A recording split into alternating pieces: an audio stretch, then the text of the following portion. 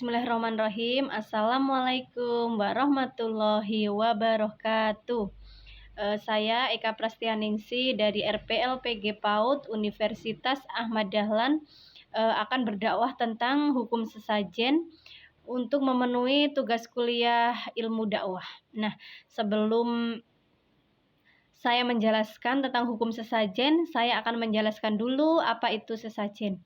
Sesajen itu merupakan wacana simbol yang digunakan sebagai sarana untuk negosiasi spiritual kepada hal-hal yang goib. Sesajen itu seperti yang kita ketahui di masyarakat pada umumnya, sesajen itu bisa berupa makanan, buah-buahan, minuman, terus ada dupa, ada bunga-bungaan itu. Nah, pada masyarakat zaman dahulu, sesajen itu digunakan untuk mengaktualisasikan diri sebagai rasa syukur yang ia dapatkan. Ya, ia menyembahkan sajen itu kepada hal-hal yang goib atau kepada jin. Nah, misalnya dahulu itu ada seorang petani yang mereka mendapatkan hasil panen yang melimpah. Lah, petani itu membawa sajen ke sawah. Mereka membawa minuman, kembang, makanan, dupa ke sawah dan disajikan kepada roh-roh goib. Nah, petani itu menganggap itu ada sesuatu rasa syukur dia.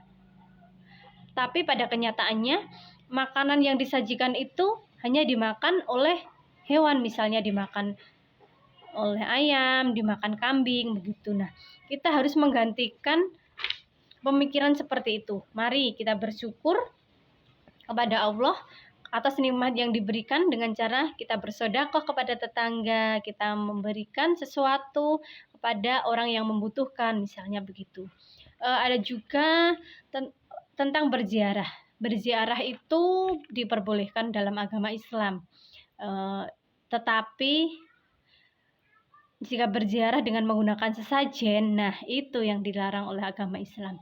Jika kita mau berziarah, boleh. Kita cukup membawa surat Yasin, kita mendoakan arwah-arwah yang telah meninggal di sana tanpa membawa sesajen. Memang pada orang terdahulu jin itu sesajen itu sangat sekali dipergunakan untuk meminta kepada jin, yaitu kesejahteraan, meminta kebahagiaan. Nah, sampai-sampai orang zaman dahulu itu menyerahkan anaknya, istrinya, darahnya itu untuk jin. Padahal jin itu akan mengejar-ngejar kita apabila kita telah ada perjanjian dengan jin. Nah, maka dari itu mari kita hindarkan sesajen tersebut. Nah, fazalu umrohuku, kamu menyesal dan kamu semakin merugi. Nah, karena itu marilah kita mencoba untuk menghilangkan sedikit demi sedikit kepercayaan itu dan menggantikannya dengan rasa syukur yang lain. Karena Allah juga sudah menjanjikan kepada kita, jika kita melakukan sholat tahajud di sepertiga malam, maka Allah akan menjanjikan karir yang baik. Allah akan memberikan kebaikan kepada kita. Kenapa? Kita saja sudah diberikan jalan yang baik dari Allah. Mengapa kita harus mencari jalan yang tidak baik? Karena kehidupan kita yang kekal, memang kehidupan kita besok di akhirat sana. Jika kita memilih jalan yang tidak baik, maka kita akan bertemu dengan panasnya api neraka. Nah, begitu. Jadi kita dapat simpulkan bahwa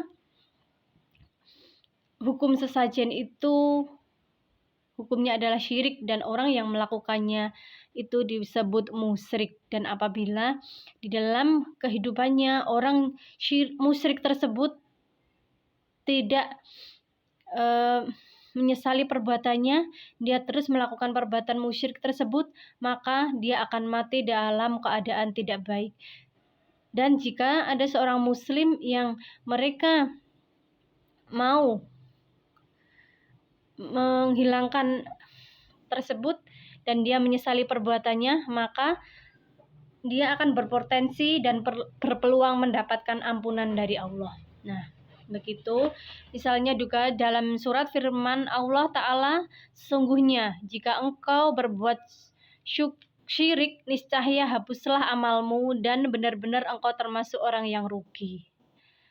Juga dalam QS Al-Azamar ayat 65, sesungguhnya Allah tidak akan mengampuni jika disekutukan dan dia akan mengampuni selain itu syirik bagi siapa yang dia kehendaki. Nah, jadi marilah kita berusaha menjadi Islam yang baik, menuju jalan Allah. Mari kita menuju jalan Allah yang benar-benar jalan Allah yang baik.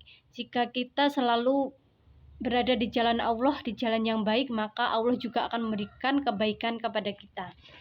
Karena sesungguhnya dalam surat Al-Fatihah itu, Iyyaka na'budu wa iyyaka nasta'in, hanya kepada Engkau kami menyembah dan hanya kepada Engkau kami mohon pertolongan.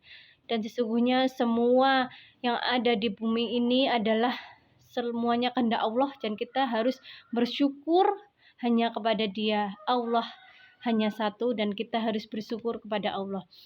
Cukup sekian dakwah tentang hukum sesajen dari saya. Apabila ada kesalahan saya mohon maaf. Saya akhiri. Assalamualaikum warahmatullahi wabarakatuh.